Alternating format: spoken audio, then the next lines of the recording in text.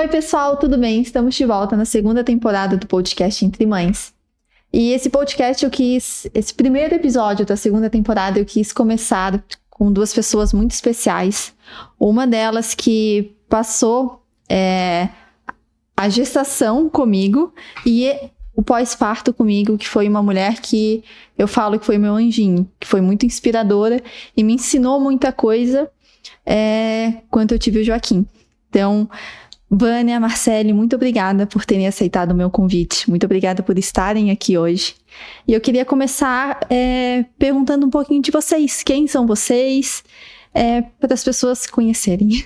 Cris, a gente que agradece essa oportunidade. Com certeza. Então, quem somos nós? Como você já disse, eu sou a Vânia, sou enfermeira neonatologista que atende as gestantes, pós-partos, bebezinhos. E somos as fundadoras do Magia de Cuidar, a agência de babás. Eu fiquei muito feliz quando eu soube, quando eu fui fazer esse convite de vocês virem até aqui para conversar. Quando você me contou do pré-projeto, como que ia ser, e vai ajudar tantas mamães, né, que, precisam voltar ao trabalho, precisam de alguma ajuda, ou os dois também. Exato. De ter duas pessoas experientes que cuidam de bebês, que já têm essa experiência e passam para outras com foco em nelas serem babás. Isso é muito importante, né? Você já vai contratar uma pessoa tendo essa segurança. Que nós treinamos, né? Uhum. Tanto Marcele, não se apresentou ainda, mas tanto a Marcele, que é babá desde os 13 anos, e eu com a experiência de neonatologia, pediatria, enfermagem, então saúde, doença, bem-estar. Então, por que não prevenir, né? Com certeza. Os probleminhas de saúde dos bebês e das gestantes e das pós-parto. Então, estamos juntas aí. Marcele, me conte um pouquinho de você. Então, eu sou filha da Vânia, né? E ela me colocou nas casas muito novinha. Comecei com 13 anos. Sempre trabalhei com bebezinhos, né? E de um tempo pra cá, a gente decidiu abrir a nossa agência, formalizar nosso trabalho e ajudar, abranger outras babás, ajudar outras mães. Uhum. Nesse início aí que é tão difícil, né? A escolha de uma babá, né? Confiar em alguém. E a gente auxilia nessa questão. Muito legal. E eu lembro, Vânia, quando eu te encontrei, foi quando eu ainda estava grávida. Sim. Quase para ganhar o Joaquim, que daí eu te conheci para fazer aquela primeira 35 semanas que você estava. Foi, né? Que daí eu lembro que você foi lá em casa, mostrei o quartinho pra gente até se conhecer. E desde o primeiro dia que eu conheci a sua mãe, você me passou tanta segurança que eu falei, não, agora eu tô tranquila, não preciso mais me preocupar com a amamentação, né? Então, desde aquele dia que a gente conversou, eu segui a risco o que a sua mãe me falou. E eu queria perguntar para você, Vânia, e até para você, Marcele, como que vocês fazem esse primeiro contato com as famílias? Como que vocês cuidam desses bebês quando eles nascem? E da mãe também, né? Que é um conjunto. Uhum. A mãe e a família em si também. Vamos lá, então. Alguém me indicou, você entrou em contato O Dr. Hugo. Dr. Hugo, obstetra da família. E eu não gosto de trabalhar da forma assim, você foi indicada, então vamos via WhatsApp, telefone, e vamos marcar o dia que nasceu o neném, você vai me atender. Não sei se você se lembra, mas é o que eu faço com as mães. Eu falo, eu vou na casa, eu não cobro essa consulta, porque eu sei que necessita isso, a gestante me conhecer, para quando ela chegar com o pacotinho dela em casa, esta enfermeira, essa consultora de amamentação que vai orientá-la, de certa forma, ela vai ditar regras. No bom sentido. Sim. Porque eu cheguei lá te falando, olha, você vai fazer assim, vamos fazer assim, dessa forma vai dar certo. Então, previamente, você tinha que me conhecer. Aquilo que você falou, que você sentiu uma tranquilidade, uma confiança. Então, eu prezo muito essa situação de ir lá, conhecer a gestante. Muitas vezes, acaba não me contratando por algum motivo, o neném nasce prematuro, fica na UTI, não tem problema. Eu fui lá, conheci essa gestante, e eu quero que quando eu chegar na casa dela, não tomando o lugar da mãe, mas como assim, chegou alguém que eu conheço, que eu posso depositar minha confiança e meu pacotinho de amor nas mãos dela. Com Entendeu? certeza. E a gente já vê um enxovalzinho, que foi a questão, que você vai levar para a maternidade, falamos um pouco sobre as vias de parto, se é cesárea, se é parto normal, o que você espera da maternidade. Eu prezo muito isso, independente se vai haver contratação ou não. Uhum. E assim, Vânia, quando a gente chega em casa, a gente tá na maternidade, é maravilhoso, né? Às vezes você nem quer sair da maternidade porque todo mundo cuidando, você acaba não se preocupando, né, com o cuidado do neném. Mas quando você chega em casa e ter você lá, mudou muito a minha visão e a minha tranquilidade, porque foi aí que eu descobri que não é só amamentar, não é só você colocar no peito. Eu tive diversos problemas, né, Vânia? E o que eu senti na pele foi o meu filho se afogar, porque eu não estava conseguindo amamentar. Ele se afogou na mamadeira e eu entrei em choque. Nisso, meu marido acabou chegando no quarto bem na hora. E ele se lembrou do que você ensinou pra gente quando o Joaquim chegou em casa, de virar ele e tudo. Eu acho que esse preparo que você traz, essa segurança que você traz, ajuda a gente. Eu acho que como foi a primeira vez, eu parei assim. Mas o meu marido, na hora que pegou ele e fez tudo que você ensinou... Lembrou passo a passo. Que é natural acontecer, não é uma coisa, meu Deus, aconteceu com meu filho todos. E é com esse objetivo que eu vou conhecer as mães. Até pergunto, o pai pode estar junto, a avó pode estar junto, pode estar todo mundo junto. Porque no momento que precisa, a avó, a diarista, a pessoa que cuida da casa, a tia, a avó, o pai, alguém vai lembrar de fazer esses primeiros socorros ali, tranquilizar a mãe. Porque o que você nos ensina não é só amamentar. Não é só. E é isso que... Exatamente, porque a gestante, ela pensa assim, em ter o filho ou de parto normal ou de cesárea e dar de mamar no seio. E daí, assim, romantiza tudo, é um mar de rosas. Daí chega em casa, não, aquela pessoinha que não é uma bonequinha, aquilo ali faz de tudo, aquilo ali se afoga, aquilo ali regurgita, aquilo chora, não mama, às vezes mama demais, não dorme, às vezes dorme demais. Então, assim, é um Itaú de problema para você. Não, meu Deus do céu, assim, até eu não consigo falar, porque é tanta coisa. Não é uma boneca, não se resume em dar de mamar e trocar fralda, né? Não. E tem que estar mesmo os pais, eu gosto quando tem pai presente, que ele aprende, que ele participa das aulinhas, porque eu brinco com os casais, eu falo assim, eu estou falando para vocês dois, aí eu olho pro pai e falo, mas quem vai se lembrar é você, ela não vai se lembrar. É verdade. É verdade. A gente acaba, acho que é mãe, né? A gente acaba indo muito pro sentimental e acaba... Exatamente, não acho que é uma razão. E Vânia e Marcele, vocês que têm tantos e tantos anos, qual que é a maior dificuldade, no geral, assim, tá? Na hora que chega em casa, qual que é a maior dificuldade que vocês veem nas outras mães, nas novas mães, né? São eles as dificuldades, porque assim, depende do preparo lá na gestação, depende também da idade, da cultura de cada família, né? Eu posso te dizer que quanto mais jovenzinha e mais despreocupada, essa vai ter menos problema. Ela vai chegar e ela vai deixar fluir. Mas as pessoas mais responsáveis, digamos assim, pessoas que planejaram a família, planejaram a gestação, elas sabem que precisam se preocupar. De aprender a lidar com o neném, de aprender a lidar com o seu corpo. O pós-parto, a gente está falando muito do neném aqui, mas a gente tem que cuidar da mãe. Essa mãe, quando chega em casa, ela tem que ser muito bem amparada, muito bem cuidada. Aí ela chega em casa, não fugindo da sua pergunta, o que é chegar em casa, né? Sim. O que eu vou fazer com esse neném? Ela chega em casa e culturalmente, isso é cultural, todo mundo está preocupado com o bebê. Então, são poucas as pessoas, familiares, que falam como que você está. O que você precisa agora? É o bebê, ele mamou, ele tá gordinho, ele engordou, ele mamou, ele tá gordinho, e essa mãe, ela se sente assim como uma perda mesmo, que ela perdeu o que ela tinha ali, que era ela e ela, era o bebezinho dela, então a atenção era toda para ela, e depois ela se sente quase que a única responsável pelo nenenzinho que ela já não tem mais ali, não é só dela. Então há um conflito aí emocional nessa mãe, e sem falar que os hormônios estão a 1000 por hora, que é muito mais que uma TPM. Não, é loucura. TPM é muito pior que TPM. E a responsabilidade, por mais que o marido, a sogra, a mãe dessa puérpera diz, não, a gente está aqui para ajudar, ela tem a ideia de que aquilo é totalmente responsabilidade dela. E muitas vezes ela sofre sozinha, a ponto de eu chegar e eu percebo, meio que tem que tirar uma cartola de psicóloga, e percebo e fico meio sozinha com essa mãe primeiro, e tento descobrir o que está mais afligindo ela para depois eu chamar a família e conversar. Porque vamos falar da amamentação, por exemplo. Tem mãe que quer amamentar, mas não consegue. E tem mãe que consegue, mas não quer. Mas nós não julgamos, porque ela está com conflito ali dentro. Tipo, eu sou obrigada a amamentar, mas eu não quero.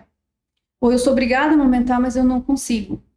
Então tem que ter um profissional. Nesse momento, infelizmente, a mãe, a sogra, o marido não ajuda muito. Tem que ter um profissional para nortear essa mãe. Entendeu? Na questão da amamentação, eu lembro muito por mim. Eu tive muita dificuldade porque eu sentia muita dor.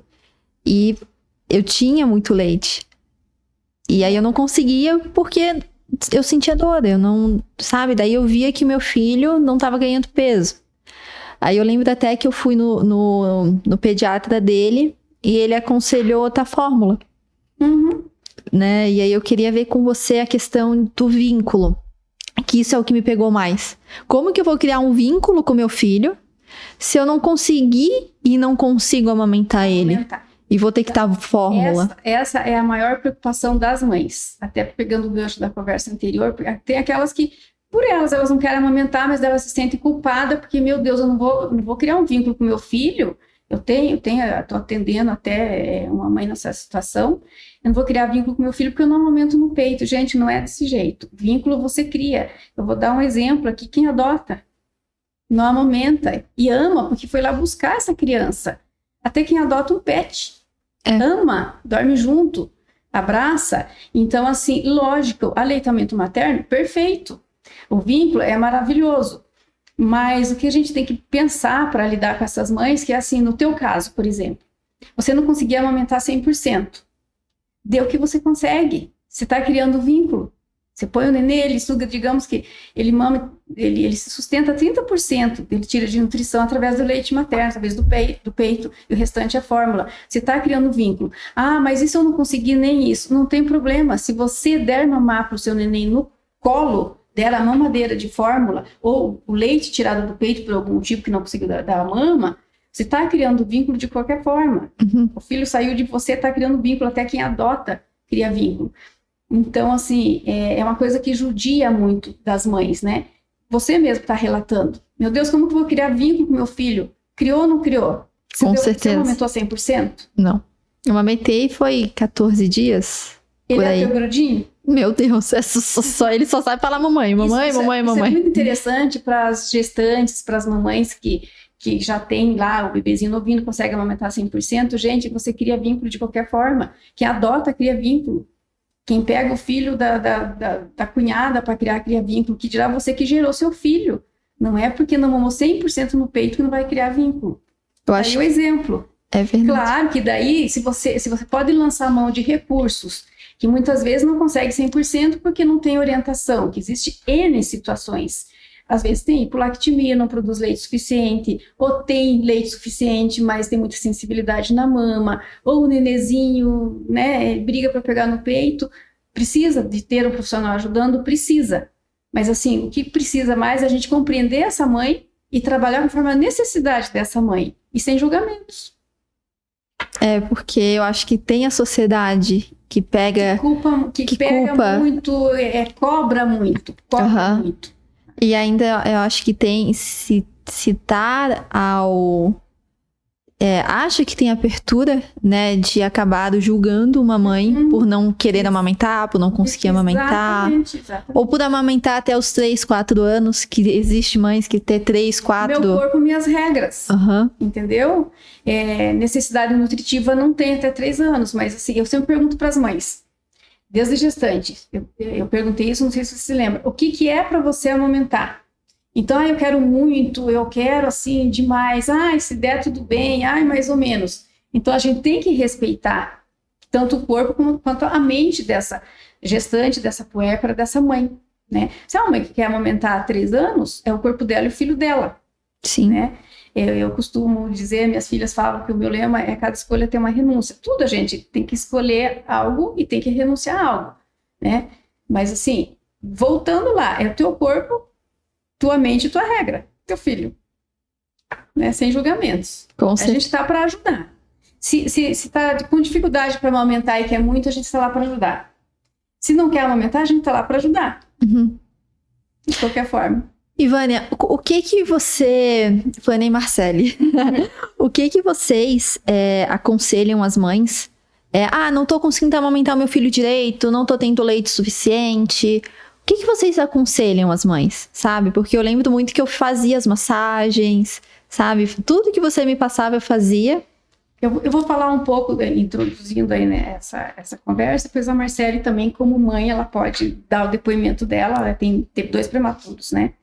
O primeiro passo é, assim, saber se quer amamentar. Uhum. Se quer muito amamentar e tem dificuldade, conversando com o pediatra, vai procurar um trabalho que te apoie. Uma consultoria de amamentação, não precisa ser a Vânia. Consultoria e amamentação, né? Não estou falando de mim, estou falando dessa área de trabalho, uma consultoria de amamentação. O que a consultora vai fazer? Ela vai avaliar essa mãe. Por que não está conseguindo amamentar? É porque tem pouco leite, a gente vai ver como está a nutrição dessa mãe. Porque às vezes ela está tão só cuidando do bebê que ela esquece de almoçar. Eu chego na casa de uma mãe às 14 horas e ela não tem leite suficiente. Aí eu pergunto para ela, o que você comeu das 6 da manhã até agora? Ela fica pensando para responder, eu já sei que não comeu. Ela fala, eu comi uma torradinha e um copo de chá. Nada. Uma xícara de chá. Ela não se alimentou. Então a gente já percebe aí que aí tem falta de nutrição e hidratação. Daí a gente pergunta se dormiu. Daí não dormiu? Óbvio que não. Porque tem uma criança que não tá mamando. A mãe não dormiu, porque a criança tá chorando. Uhum. Entendeu? Então ela tem que lançar a mão dos recursos. Aí a gente faz todo esse acompanhamento, essa orientação. Não veio leite por um motivo, por outro, porque tem a questão psicológica também. Aí a gente vai virar a página. Entendeu? Mas assim, tem que procurar um serviço de apoio para você poder virar essa página. Se não der para amamentar, eu fiz tudo que eu podia fazer. Eu lancei mão de todos os recursos. Falei com o pediatra, falei com a consultora, eu tomei estimulante de prolactina, eu me hidratei, eu me alimentei, eu peguei plantonista para dormir com meu neném e me orientar e deixar dormir um pouco, que não veio leite. Tudo bem, vamos virar a página. Ou rendeu. Produziu 100% e o neném conseguiu pegar. Tem a questão da pega errada, de machucar a mãe, tem que ter um profissional ali ajudando. Agora a Marcele pode dar o depoimento dela de mãe, que faz tempo que eu fui mãe, tá? Ela Eu tive meu filho em 2018, foi uma gestação conturbada, né? Não queria, né? Eu engravidei sem querer. E eu decidi não amamentar o meu filho. Ele nasceu prematuro de 32 semanas, ficou 20 dias na UTI. E eu tive todo esse apoio, porque é minha mãe, né? E trabalho há muito tempo com isso.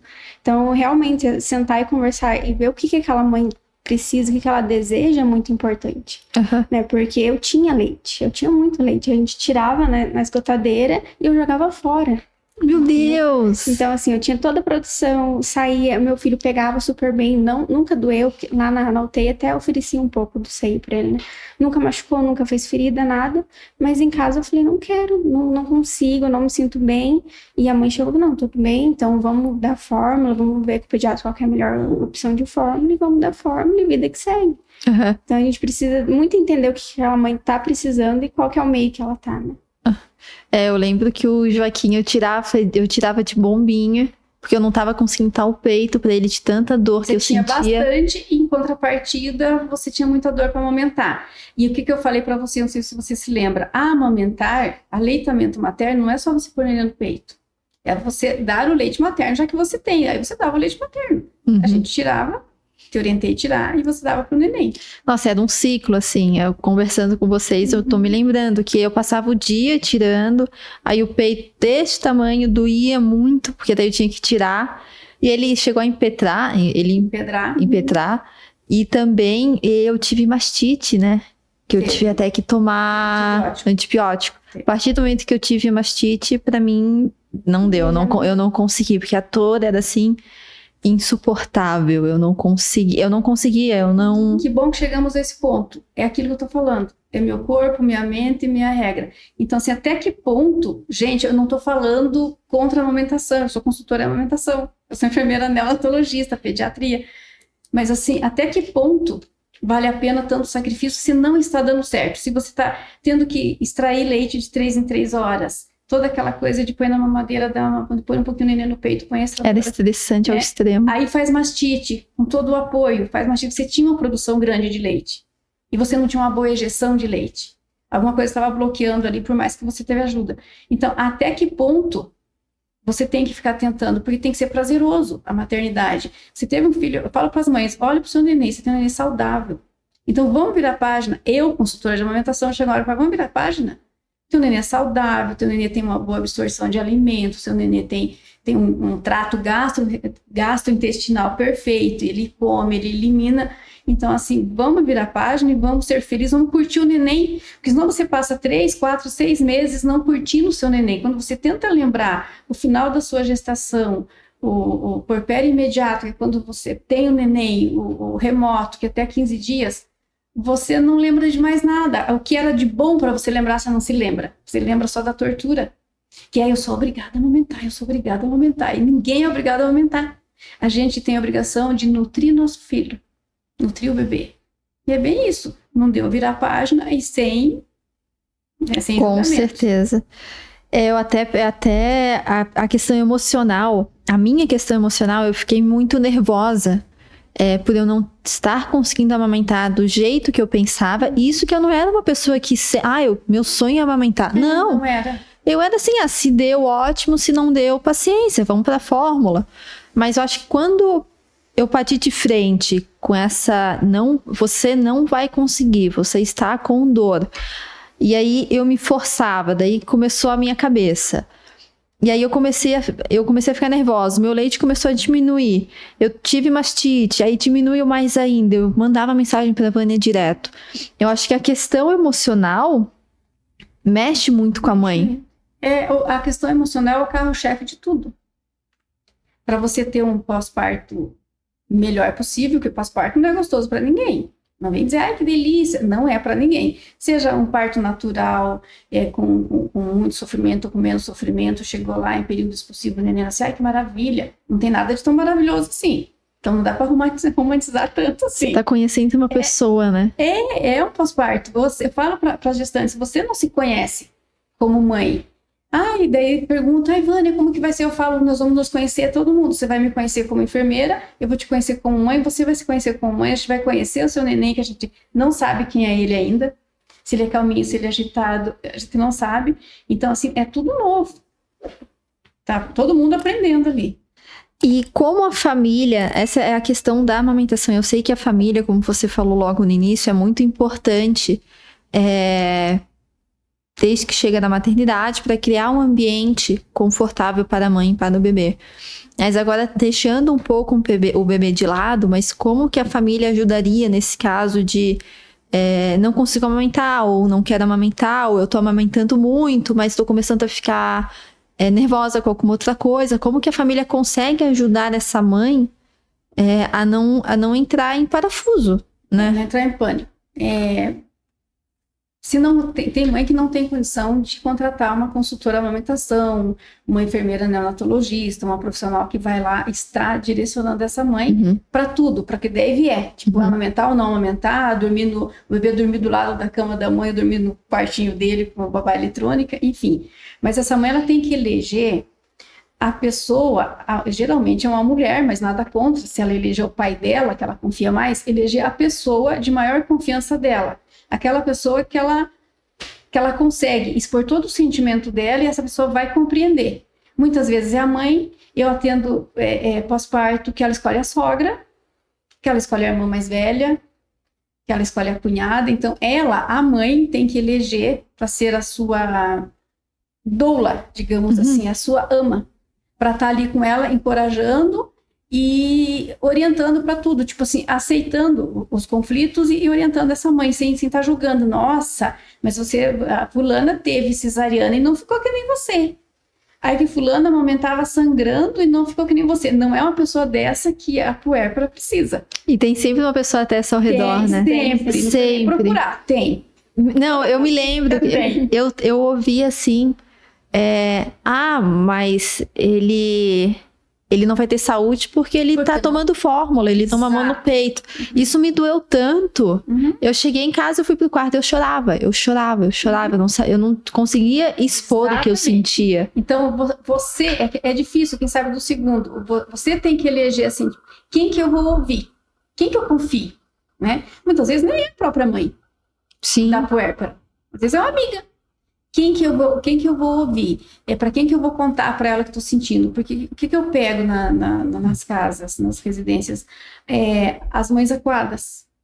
Ela não quer falar para o marido porque ela não quer frustrar o marido, porque ele queria tanto que ela amamentasse. Ela não quer falar para a mãe dela porque a mãe dela não conseguiu amamentar e acha que ela tem que conseguir. Ou pelo contrário, a mãe dela amamentou até 5 anos, por que você não? Sim. Vem julgamento de tudo que é forma. Então, assim, a gestante, a puérpera, ela tem que eleger quem que ela confia mais, quem toda a vida dela, assim, tipo, não, essa eu posso contar até as coisas erradas que eu faço, que ela não vai me criticar, ela vai me ajudar dessa forma. Isso para quem não consegue também ter, né, contratar alguma pessoa. Mas mesmo contratando ali um profissional, que o profissional não vai ficar 24 horas com você. Não. Né? Essa enfermeira que vai te atender e tal. Então ela tem que ter alguém que confia. Para ela poder conversar e até dizer assim, não estou gostando dessa situação.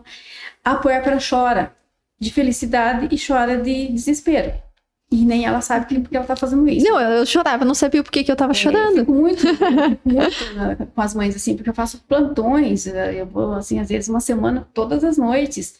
Então, os maridos também, né, eles sofrem, né, os pais, porque eles não sabem como lidar com isso, porque ela olha para ele, ela tá amando ele, daqui a pouco ela quer morder ele, e nem ela sabe por quê.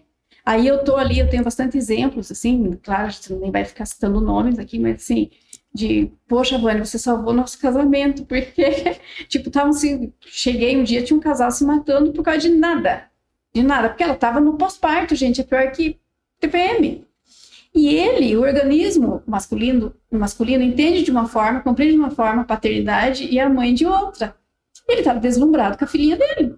Ele queria pôr brinco, ele queria pôr lacinho. E a mãe ela estava toda sofrida. Toda, literalmente. De mente, mama, cesariana. Então, assim, houve conflito ali. Porque, poxa, você não percebe que eu não estou bem? Mas ele é o corpo masculino que teve uma princesinha. E ele queria brincar com a princesinha dele. Entendeu? Então é bem complicado mesmo, mas assim, se tiver uma pessoa para intermediar isso, aí eu repito, né? A gente tira uma cartola de psicóloga. Com certeza. É verdade. A gente ficar em cima do muro olhando e atendendo, né? Vânia, e para as mães que precisam dar fórmula, precisam ou querem? Né? A gente tem várias. Eu, no caso, eu precisei. Por algum motivo ela precisa. Se ela quer, ela precisa. Então, eu acho que assim, tem as mães que se frustram e tem as mães que, botar fórmula e sair bola pra frente. Como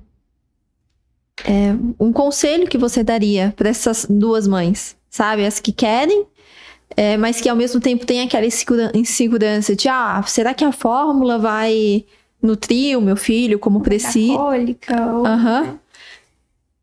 Vamos falar então, respondendo essa pergunta, falando da cólica. Recém-nascido tem cólica e ponto, final. É a maturação intestinal. Então, mamando só leite materno, ele pode ter cólica. Mamando leite materno e fórmula mesclado, ele pode ter cólica. Mamando só fórmula, ele pode ter cólica, porque o intestino está aprendendo a trabalhar, né? A gente não está falando aqui de alergia à proteína do leite, de intolerância à lactose, que isso é depois que se descobre, mas o recém-nascido ali, ele tem desconforto intestinal. Então, a mãe, ela não precisa ficar, meu Deus, mas agora eu não consegui amamentar. Tem mãe que não tem uma gota de colostro. Existe, tá?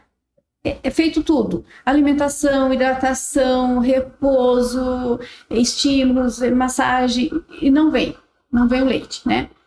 Normalmente é de cunho psicológico, mas enfim, não vem. Tanto quer que acaba não conseguindo, né? Então, não precisa ficar preocupada. Tem milhões de nenéns que nunca mamaram leite materno, gente.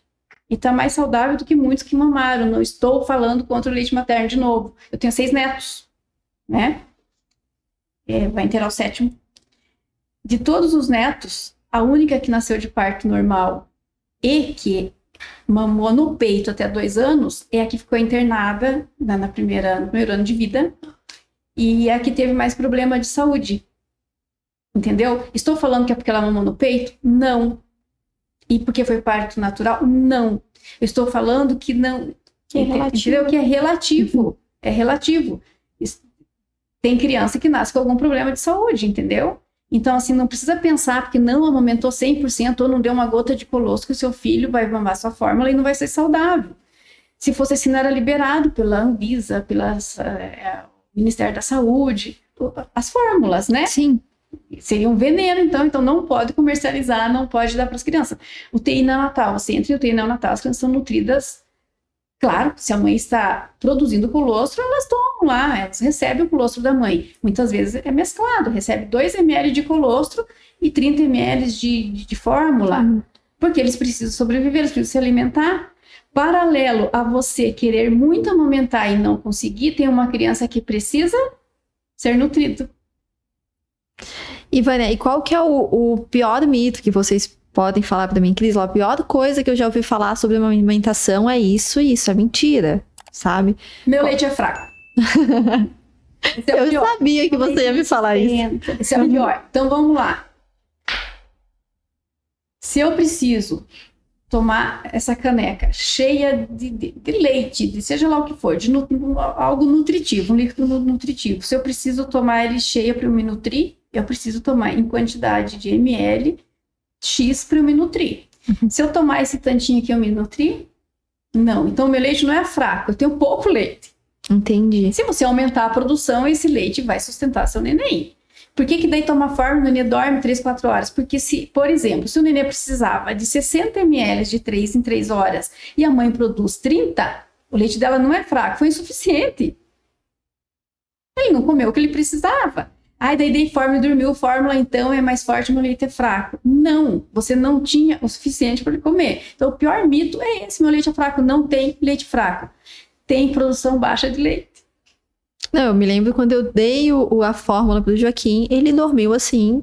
Eu tive que acordar ele pra... No teu caso, você tinha produção boa, mas ele não conseguia tirar o suficiente. Porque tem isso também. Tem mãe que não tem produção suficiente. Tem mãe que tem, tanto é que você tirava. Você tem produção suficiente, mas o neném não consegue ordenhar certinho aquela quantidade. Então, E ele tinha pega certo, ele tinha era tudo bonitinho. Não ia, alguma coisa do teu organismo mesmo, não tinha uma ejeção boa do leite, tanto é que você empedrou e fez mastite. Então você tinha produção, mas você não tinha uma ejeção boa do leite. Então acontecia que o neném ele ia para o peito, ele trabalhava, ele mais gastava do que recebia, ele andava de bicicleta com a marcha pesada na subidona. Então ele mais perdia que recebia, por isso que ele não ganhava tanto peso. Vânia, até você falando sobre isso, me gerou uma dúvida agora, sabe? E a questão do silicone? A prótese não dificulta. A prótese não. A redução de mama dificulta a produção do leite. Sério? Porque a redução já diz, né? Reduziu as glândulas mamárias. Não é regra.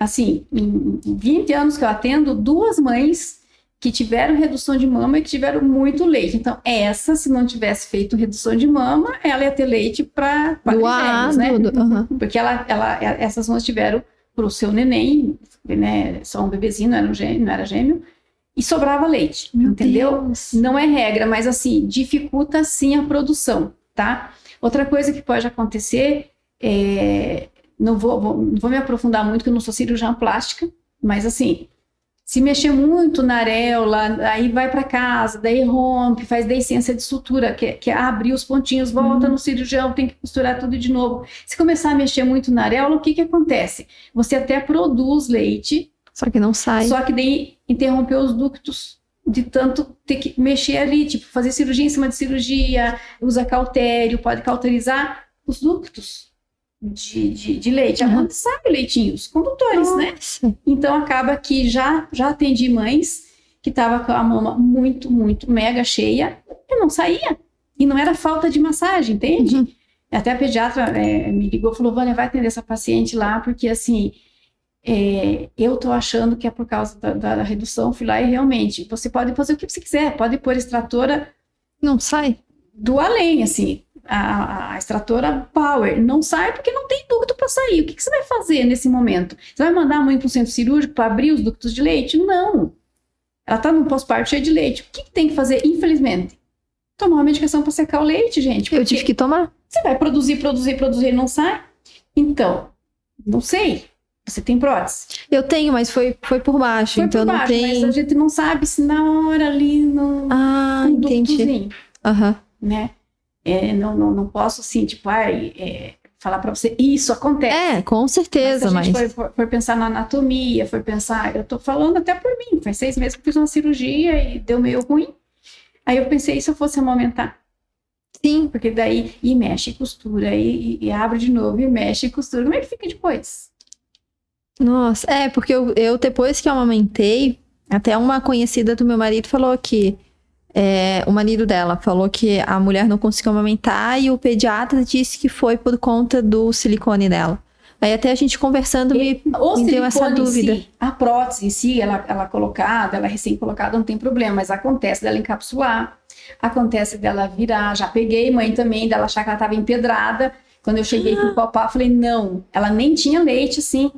A prótese se enrolou lá dentro. Então, ela fez um caroço aqui, que não era um caroço de leite empedrado, não era uma inflamação, não era nada. Era nitidamente, na hora de palpar, aquilo não era maciço de leite. Aquilo era a prótese que saiu do lugar. É claro que ela vai atrapalhar.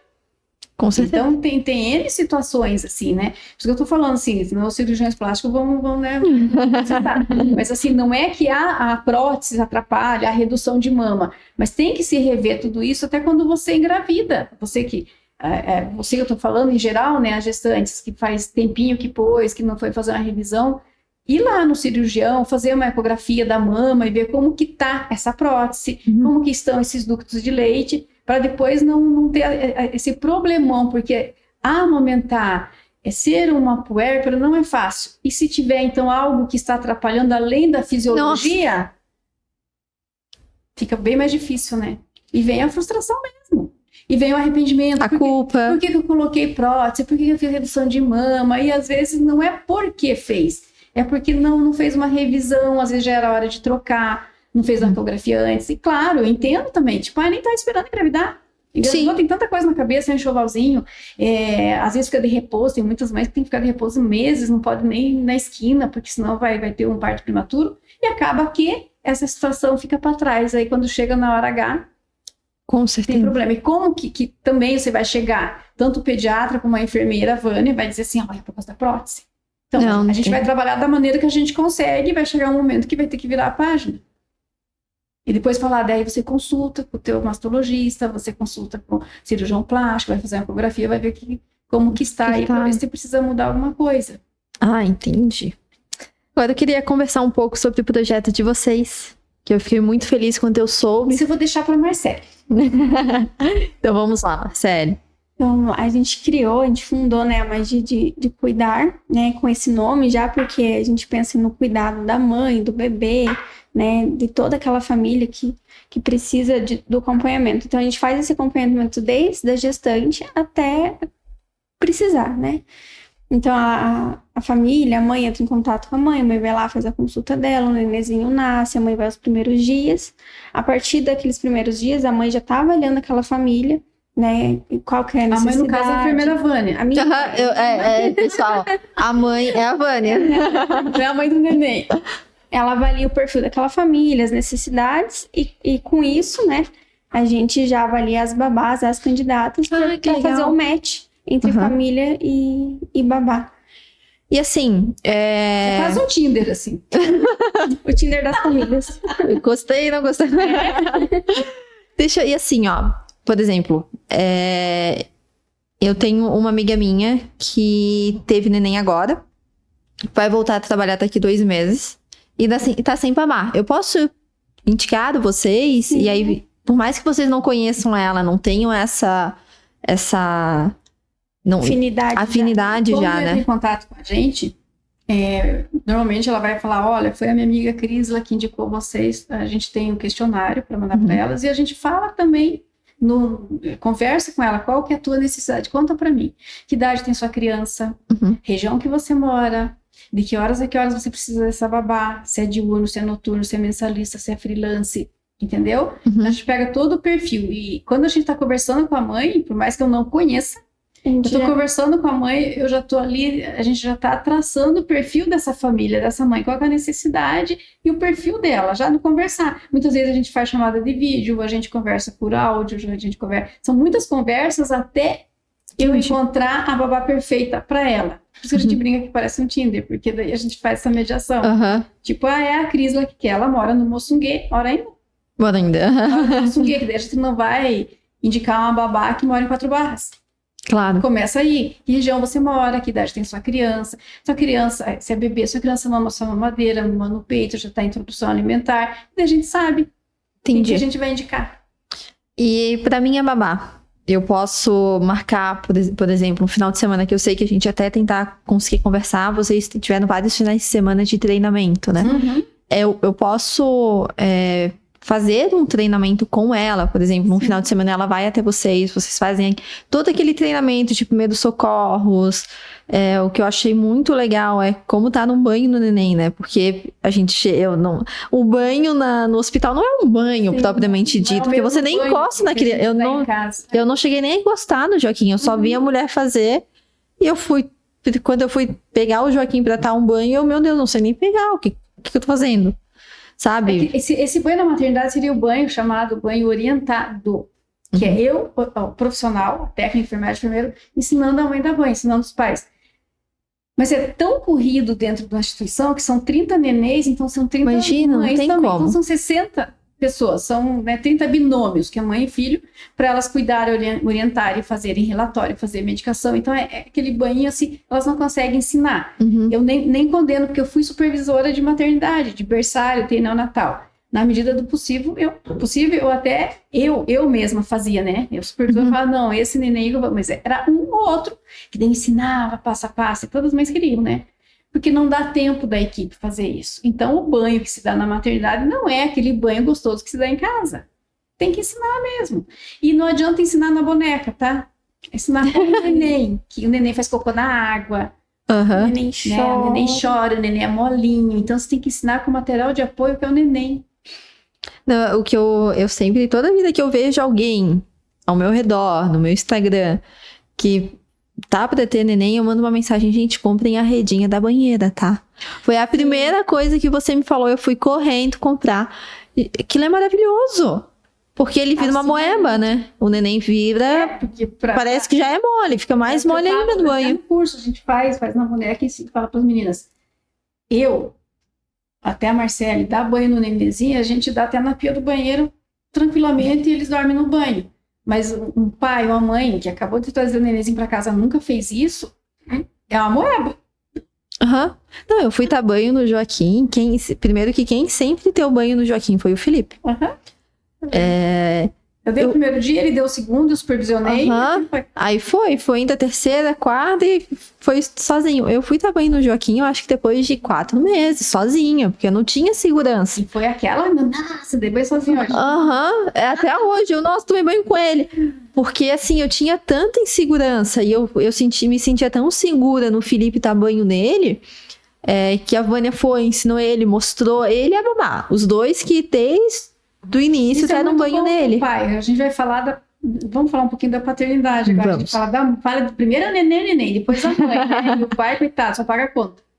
Vamos falar então sobre o papel do pai. Porque o pai, ele fica de mãos atadas, ele tenta ajudar. E não consegue. E ele não consegue. Ele tenta ajudar a mãe a dar de mamar, ele não consegue. Quando ele não tem essa orientação e a mãe não tem essa aceitação de falar assim, não, o pai vai aprender a dar banho, ela fica que nem uma leoa em cima também. Não, você vai machucar, porque não é assim que a enfermeira pega. Você pega diferente, é porque você vai apertar o neném.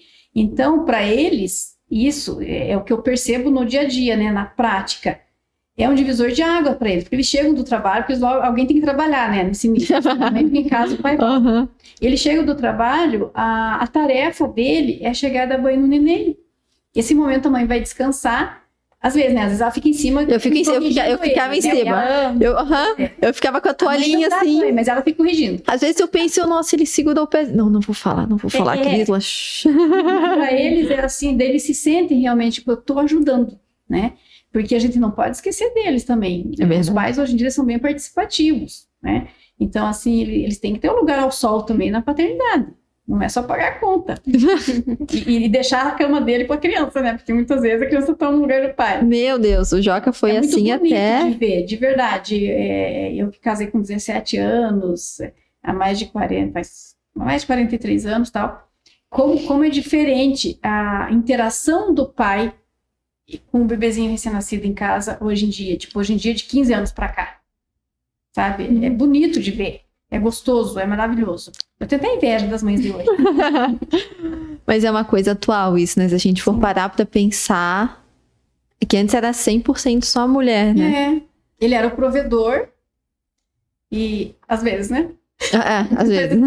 Teoricamente, o pai é o provedor que chega em casa, tá tudo certo, ele nem se atende. O que aconteceu? Se esse nenê tem cólica, se esse nenê já tomou banho, se esse nenê ganhou peso.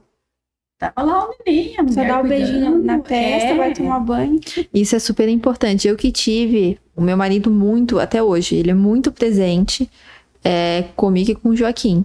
Então, eu que tive isso desde o início da gestação, eu não consigo imaginar Quem não tem. quem não tem. Nos dias de hoje a gente encontra, assim, Sabe? é bem raro, mas a gente encontra. Porque é tão importante. Assim, sabe? E é algo tão importante que você acaba amando muito mais o teu marido de uma forma diferente. Porque uma coisa, tá o casalzinho só ali, ai que maravilha, né? Vamos jantar fora, sai bonitinha, não sei o que, outra coisa, você ter a gestante que fica toda sensível, Com certeza. fica toda chorosa, fica toda brava, nervosa, uma hora ri, outra hora chora, daí tem ela toda, né, quando vem da maternidade, ou seja, qual for a via de parto, ela tá toda dolorida, o emocional tá lá, não sei aonde. Aí que você vê realmente quem que é esse homem, quem que é esse marido. É verdade. Nessa fase aí, pra sempre, né, que nem hoje. Seu filho tá com 1 ano e meio, o Joaquim tá com 1 ano e meio. 1 ano e meio, vai fazer 1 ano e 7 já. E ele é o paizão e tal, isso é maravilhoso. Agora ele Parabéns pra ele. Agora os dois estão na fase de... Parabéns aos pais que participam bem aí, desde a gestação até ir lá buscar na balada. Imagina. Eu não consigo imaginar, já tenho ciúme. Já tenho, meu Deus, Joaquim sair de casa, nem pensa. E qual que é a história desse mais marcante que vocês duas tiveram? Tanto você como babá, como você como enfermeira.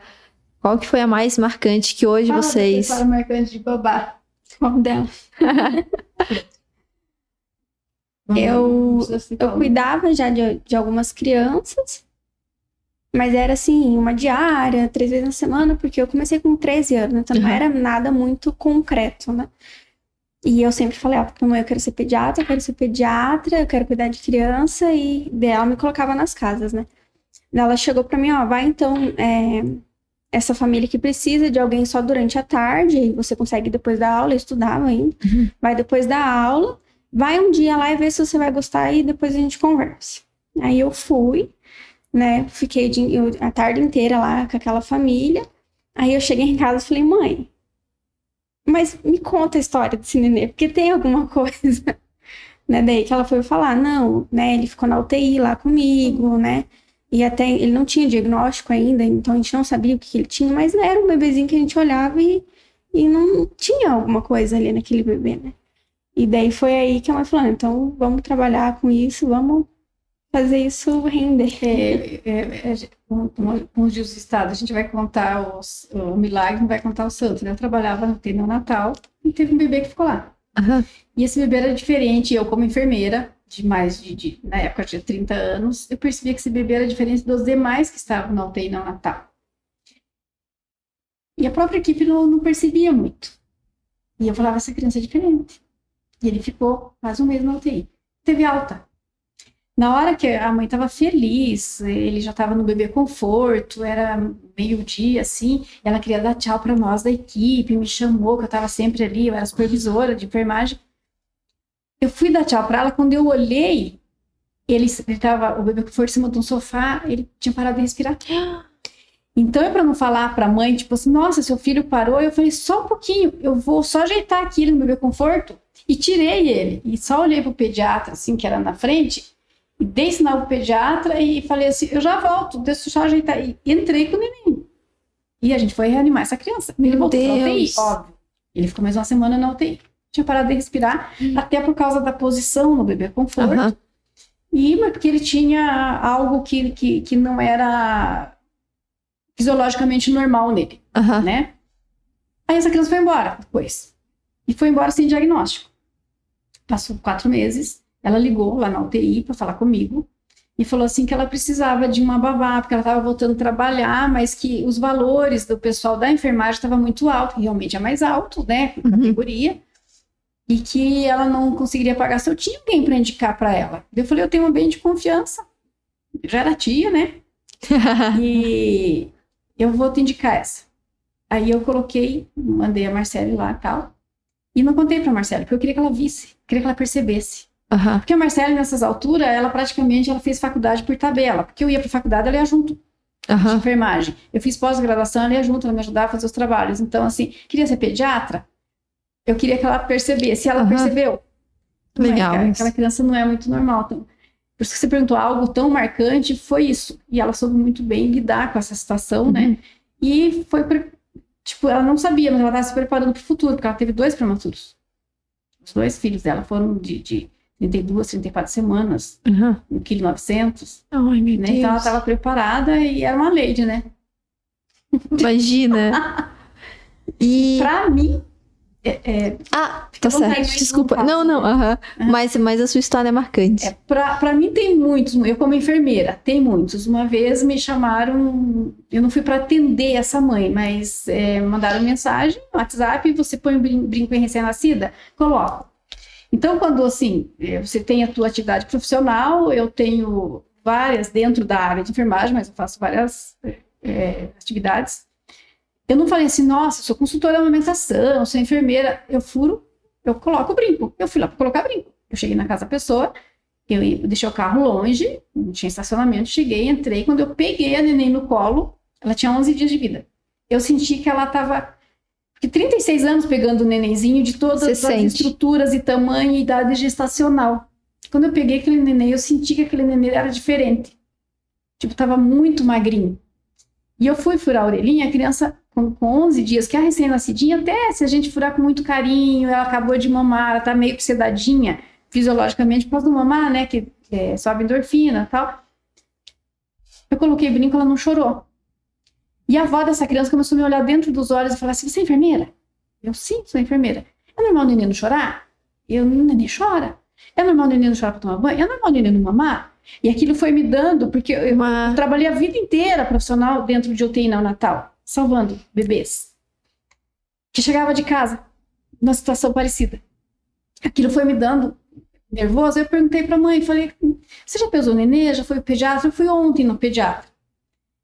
E tinha perdido 500 gramas além do nascimento. Para quem está ouvindo isso, que é pediatra, que é enfermeira neonatologista, sabe que com 10 dias, protocolo, o nenê tem que pelo menos atingir o peso de nascimento. E não com 11 dias ter 500 gramas menos do que nasceu. Meu Deus. E aquilo foi me dando desespero, porque assim, eu sabia onde ia parar aquilo. E eu sabia que... Aí a gente vai falar de missão, né? Qual que é a missão? Eu sabia que eu não podia ir embora e deixar aquela criança que eu tinha certeza que estava fazendo hipoglicemia severa, entrando em coma de verdade. Meu Deus. E aquela avó me olhando, mas a mãe não dava abertura. Daí eu falei, olha, eu sou consultora em amamentação, você quer que eu te ajude? Ela falou, mas eu não posso pagar. Eu falei, eu já estou aqui. Nessas alturas eu não queria nem cobrar o serviço de colocar brinco, né? Tipo, eu já estou aqui. Que eu entendo, assim, que algo me mandou lá. Né? Tipo assim, coisa de Deus. Eu fui parar nessa casa, entendeu? E fui comendo pelas beiradas, porque você não pode também invadir. Você chega numa família para pôr um prego na parede e você quer tirar o vaso sanitário. Com certeza. Né? Aí como que eu ia falar assim, nossa, eu preciso examinar a sua criança? Só que também a minha ética profissional, a minha índole, Vânia, enfermeira, eu não ia embora sabendo que essa criança ia ser pego morta no berço. Enfim, para resumir, ela estava doando leite.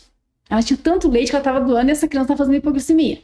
Meu Deus. Aí eu falei, deixa eu ver a mamada. E ela não queria. Daí eu falei, não vou, eu tô aqui, vou te ajudar. A criança não mamou. Mas eu falei, deixa eu ver, deixa eu te ajudar, porque eu sabia que a criança não ia mamar. No estado que a criança estava, ela não ia sugar nada. Então eu queria provar para essa mãe que ela não ia sugar nada para eu começar a pegar o fio da meada e falar para a mãe o que estava acontecendo.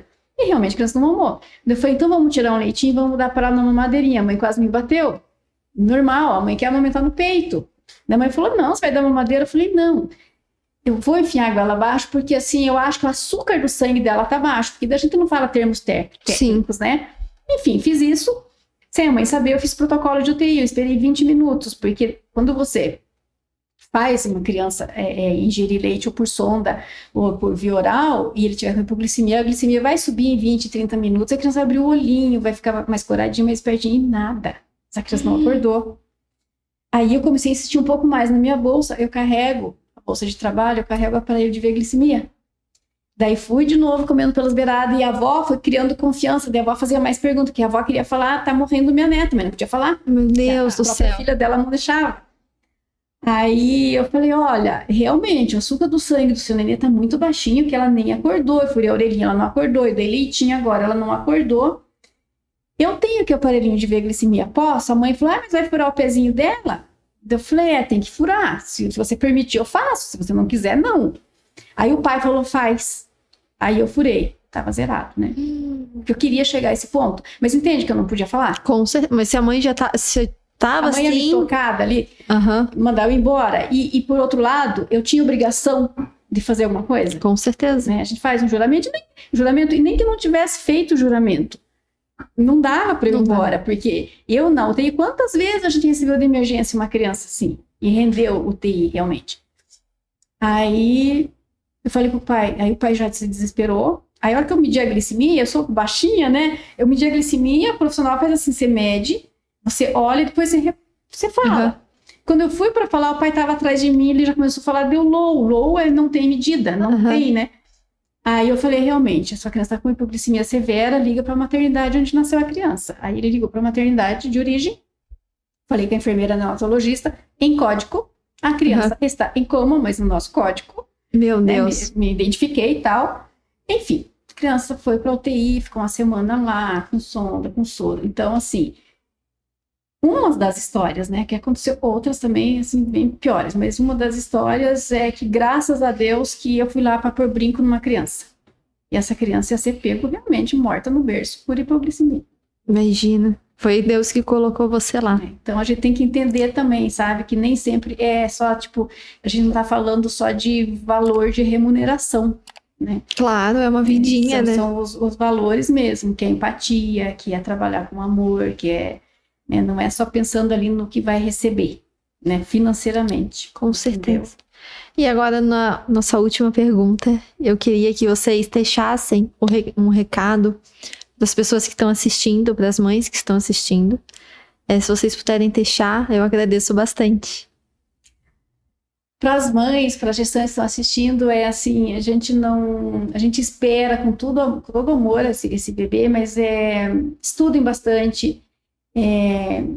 Fale com o seu pediatra, com o seu obstetra, porque antes de ter o bebê, vocês vão, né? A gestante vai ao pediatra para conhecer, conversa com o pediatra, conversa sobre a amamentação, sobre os medos, sobre as incertezas, mitos e verdades com o pediatra, com o obstetra. Se possível, lançam mão, né? De um profissional, não precisa contratar a enfermeira Vânia, mas contrato, tem N profissionais aí boas, que eu conheço, inclusive minhas concorrentes, mas são excelentes, se eu não posso, eu até indico elas.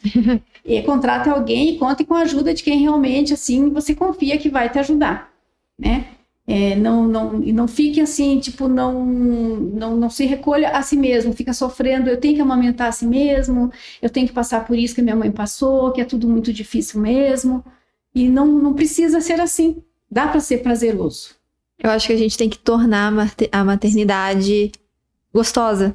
Por mais difícil que seja, eu acho que a gente tem que tornar esse momento único, inesquecível para a mãe. Por mais que você tenha 3 filhos, cada filho é um momento único. É que nem fala assim, mas eu não sou mãe de primeira viagem. Eu já fiz várias viagens para meus lugares que foram diferentes. A viagem estava diferente, né? Então, assim... Tem que pensar nisso, pensar nas ajudas e assim, em quem vai te ajudar, auxílio, até da própria família mesmo. E não se culpar, não se cobrar tanto. Você quer deixar um recadinho, Marcelo? Só complementando, né? Nem tudo é regra e nem toda regra vai fazer parte, né, para aquela família. Então, sempre manter a calma, a tranquilidade, confiar no profissional, né? Não, igual a mãe falou, vai atrás do seu obstetra, vai atrás do pediatra, mas também não ir em vários e ter várias opiniões né, que não é a mesma, daí você vai acabar ficando mais bitolada, né? Então, realmente, contrata um profissional que você confie e vai com ele até o final, que vai dar certo, né? Porque, como eu disse, não é regra, né? Tem várias alternativas para várias soluções. Né? Então, é isso. Então, muito obrigada pela presença. Gostei muito de conversar com vocês. Foi um prazer enorme em revê-la e em conversar também. Muito obrigada a vocês que assistiram até aqui. Gostaria de lembrar de curtir o nosso canal, compartilhar, para que a gente cresça mais e mais e tenha mais conversas como essa que nós tivemos hoje. Muito obrigada!